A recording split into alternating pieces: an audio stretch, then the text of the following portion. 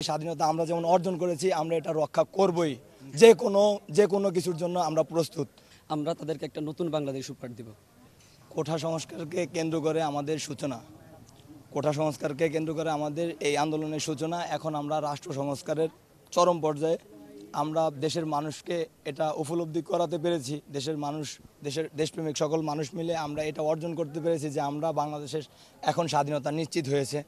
এখন আমরা যা দেখতে পাচ্ছি, আমরা দেখতে পাচ্ছি যে আমাদের এই স্বাধীনতাকে তারা স্থায়ী হতে দিবে না। আমরা একটা কথা জানি যে স্বাধীনতা অর্জনের চেয়ে স্বাধীনতা রক্ষা করা কঠিন।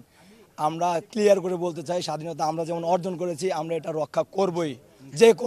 যে কোনো কিছুর জন্য আমরা প্রস্তুত। প্রয়োজনে যুদ্ধ করে হলেও আমরা জানি যে আমরা 18 কোটি মানুষ এই সপক্ষে স্বাধীনতায় অংশ নিয়েছে। আমাদেরকে কোনোভাবেই কোনো অপচেষ্টা করে এই স্বাধীনতা নস্যাৎ হতে দিব না। গতকাল গণভবনে যে ভাঙচুর, লুটতরাজ, অগ্নিসংযোগ হয়েছে, পাশাপাশি হলো হিন্দু ভাইদের ধর্মীয় উপাসনালয়ে যে ভাঙচুর হয়েছে, সেটা প্রোপাগান্ডা হিসাবে ছাত্রদের উপর চাপিয়ে দেওয়া হচ্ছে। আমি দেশবাসীকে বলবো, ছাত্ররা আন্দোলনের শুরু থেকে কোনোভাবেই কোনো সহিংসতার সাথে জড়িত ছিল না।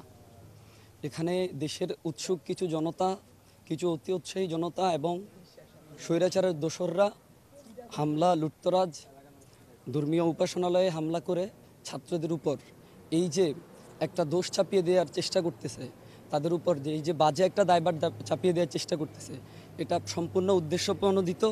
সম্পূর্ণভাবেই এটা দায়ভার যারা করছে তারা নিবে। ছাত্ররা আন্দোলনের শুরু থেকেই সহিংসতার সাথে জড়িত ছিল না। তারা খালি হাতে আন্দোলনে নেমেছে। শুধু তাদের এই যে গলার জোর আর তাদের সাহসী তাদের সাথে ছিল। কোনো হামলা মামলা, কোনো অস্ত্র নিয়ে তারা মাঠে নামে নাই। এখনও আমরা আমাদের অবস্থান ক্লিয়ার করছি, লাউড অ্যান্ড ক্লিয়ার করে বলতে চাই, আমরা এখন এবং আগামীতে কাউকে কোনোভাবে হামলা মামলা এগুলার শিকার করব না। আমাদের ট্যাগ ব্যবহার করে আমাদের উপর দায়ভার চাপিয়ে দিয়ে তৃতীয় পক্ষ কিংবা উৎসুক কিছু জনতা যে উপাসনালয়ে হামলা, গণভবনে হামলা, বিভিন্ন রাজনৈতিক কর্মীদের বাড়িতে হামলা, এই যে জিনিসগুলার স্বীকার করতেছে, তার দায়ভার অবশ্যই তারা নিবে। আমি দেশবাসীকে বলবো, তারা যেন আমাদের এই যে উপর এই প্রোপাগান্ডাটা ছড়িয়ে দিচ্ছে, সেটা যেন তারা বিশ্বাস না করে। আমরা সবসময় তাদের সাথে ছিলাম, এখনও আছি, আগামীতেও শান্তিপূর্ণ আন্দোলনে আমরা তাদের পাশে থাকব। আমরা আশা করি তারা আমাদের উপর আস্থা রাখবেন। আমরা তাদেরকে একটা নতুন বাংলাদেশ উপহার দিব।